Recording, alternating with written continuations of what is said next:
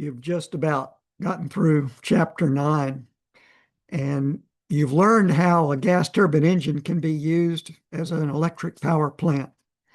And you can now think about Chapter 8. What was Chapter 8 all about? Well, that was basically about steam power plants. So I'd like to show you how you could combine your newfound expertise and and think about how could you combine the benefits of a gas turbine engine making electric power along with the advantages of a steam power plant. So this is what I'd like to cover now, and it's covered at the end of your Chapter 9 called Combined Cycle Power Plants. So let's see how we could combine the best of both and create an electric power plant from those.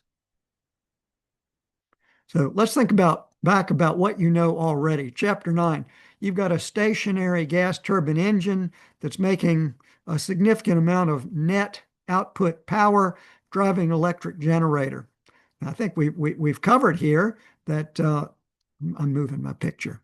We've covered that you could take all of this equipment and jam it into this black box, and you've got a very traditional system operating in a cycle at a steady rate with W dot out and some heat source Q dot H providing heat to make that power, recognizing that by the second law, you've got to reject some amount of heat in order for this system to operate in a cycle at a steady rate.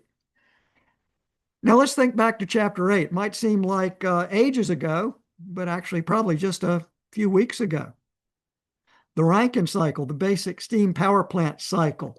And so you recognize the same way. I've got these components. I've got these, let's see, 1, 2, 3, 4 steady state, steady flow components that are put together operating at a steady rate. And so I could jam all those components into this black box too and do the same basic engineering analysis for thermal efficiency. The energy sought over the energy that costs. In other words, W dot net, the energy sought, divided by Q dot H, the energy that costs. See how I almost got tripped up there? But I caught myself because I think I know the word definition of thermal efficiency. Okay, so let's see how we could draw some familiar schematics of our equipment. So do you see up here? Let's start with the basic Brayton cycle. Could be the ideal cycle, could have irreversibilities. That's all up to how you want to model it. But certainly you see that you could start with the schematic. Here's your TH, that's your combustion chamber heat source, providing heat at a steady rate, Q dot H, into this Brayton cycle, making W dot net.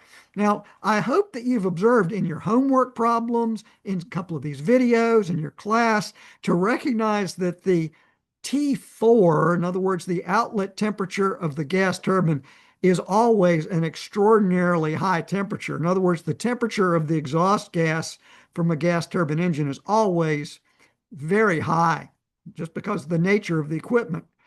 So do you recognize that if you could somehow recover that heat, this Q dot L, if you could somehow recover that heat, you could send that to a different system operating a cycle, and you could make more net output power. And that's exactly what is done in many cases in the real world. And so what I'm trying to depict here is this temperature reservoir would be considered the exhaust gas temperature from the gas turbine engine. It's providing a heat source, Q dot H, to a steam power plant, to the steam generator part of a steam power plant operating on the Rankine cycle.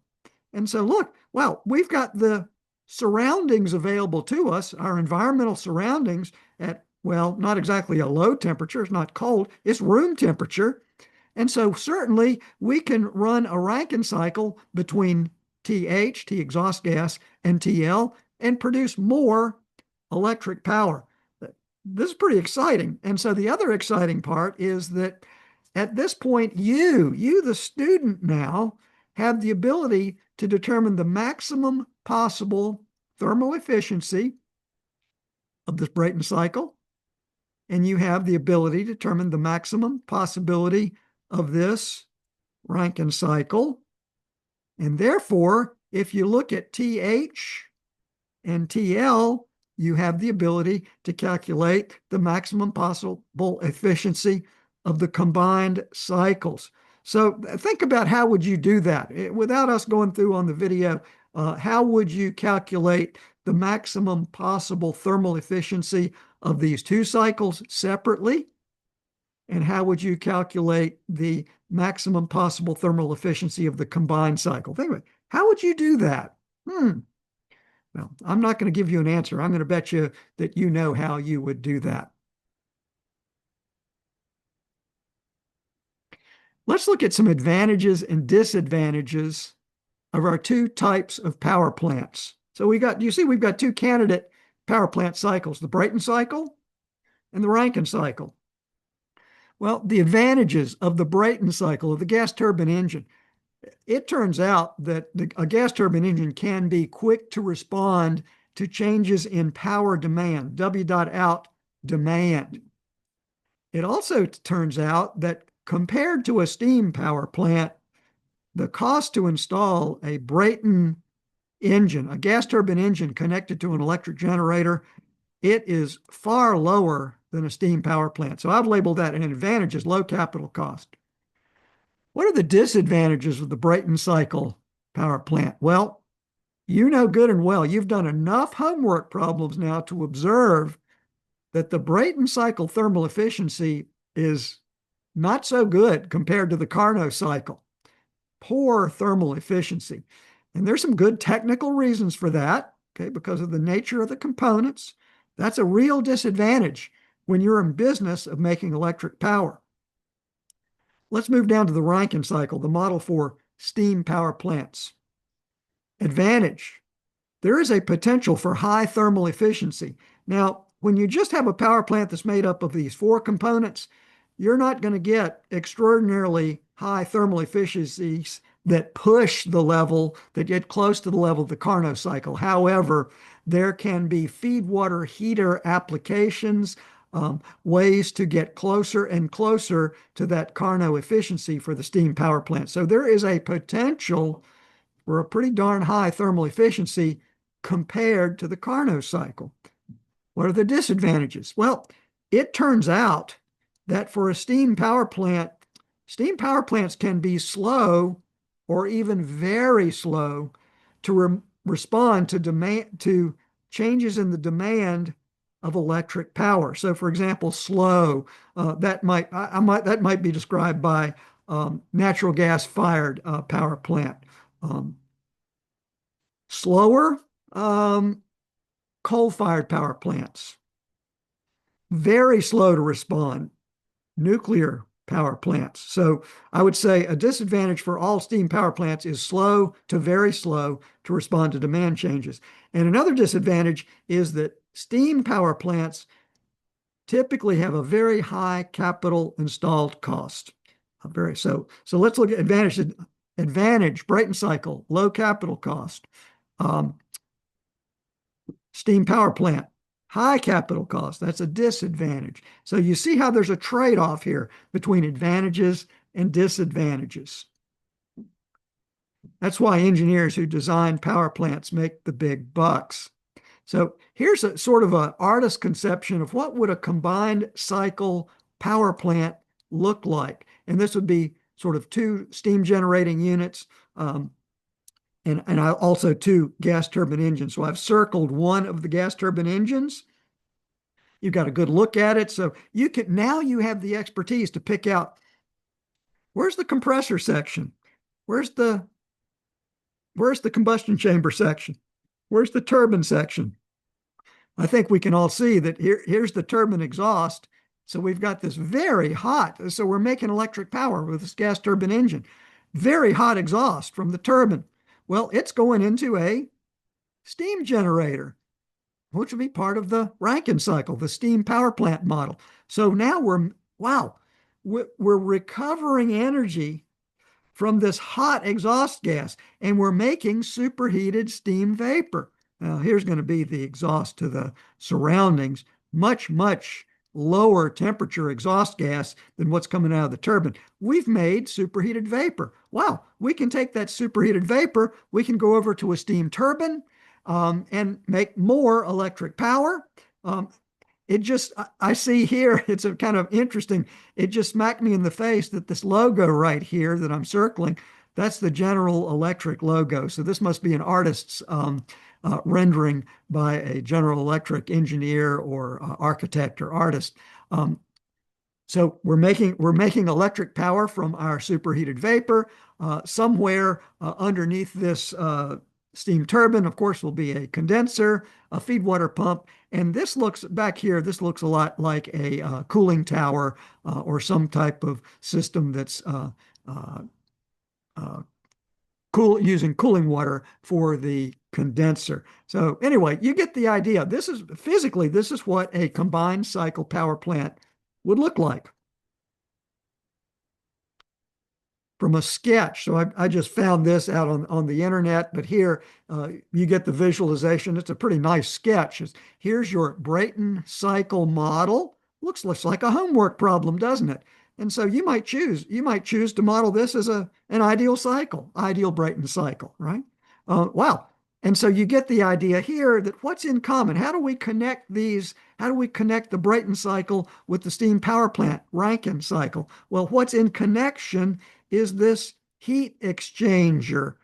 And the heat exchanger is serving as the steam generator for the Rankine cycle, where we're recovering waste heat from the gas turbine exhaust. Very cool and easy to understand sketch. So you see the four components here of your Rankine cycle: steam generator, turbine, condenser with cooling water, feed water pump. Okay, simple as that. Well, simple, but difficult to design. So here's a large combined cycle power plant. These are widely observed nowadays. So in common day, these are, and so I was able to determine where's this photograph from? Okay, well, it's from a place called Clinton Township, Pennsylvania. It's called the Patriot Combined Cycle Generating Station. And so now you can pick out with your eyes as an engineer, well, here's the gas turbine engine sitting basically outside. Okay.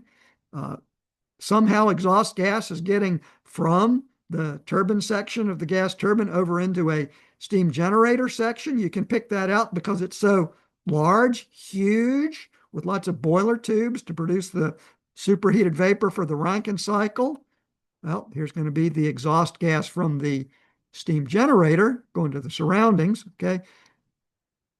I'm going to pick out this very large building would be called the turbine hall, where the steam turbines are housed, as well as the condensers, feed water pump, feed water heaters, things like that. But anyway, this is a real honest to goodness photograph of an 829 megawatts. That is a very respectable large size electric power plant. It sits on 85 acres somewhere in Pennsylvania. Very cool image of a combined cycle modern power plant.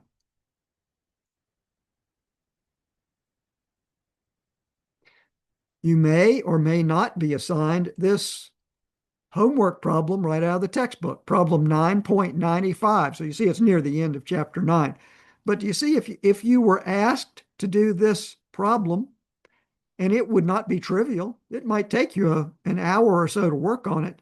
But do you see the sketch? The sketch is provided, lots of properties are provided, and you're asked to determine the net power produced by the power plant and the overall thermal efficiency of the plant. I would suggest that you have the ability to put together your skills from chapter 8, the Rankine cycle, along with chapter 9, the Brayton cycle. You could put this all together and you could get the numerical results. And so I hope you see how all of this fits together and the power of putting together thermal systems to accomplish an objective. In this case, make electric power as efficiently as possible.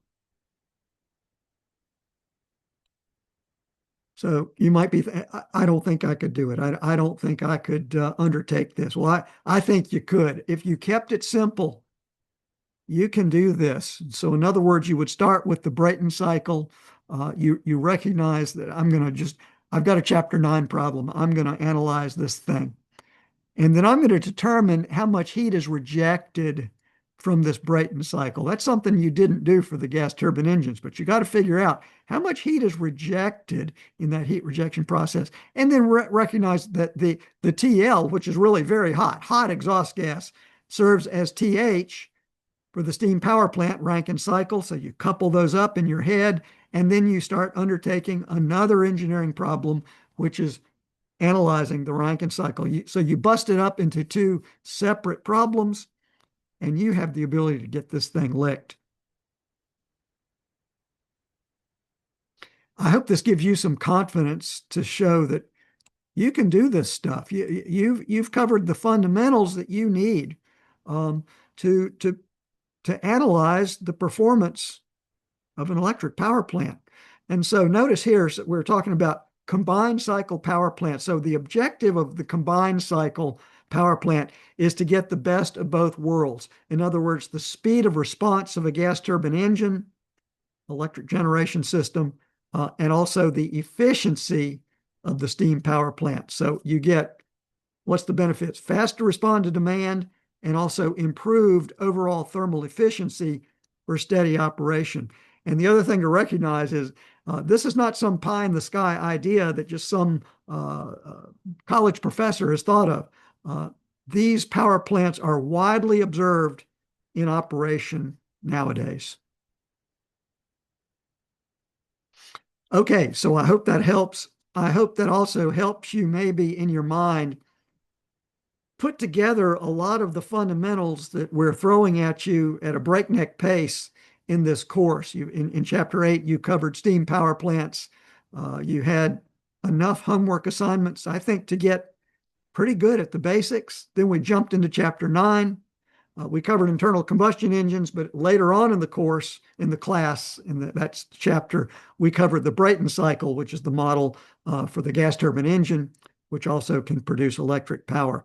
We put those two things together, even in the real world, to get the best of both worlds, to try to use our energy sources as efficiently and effectively as possible.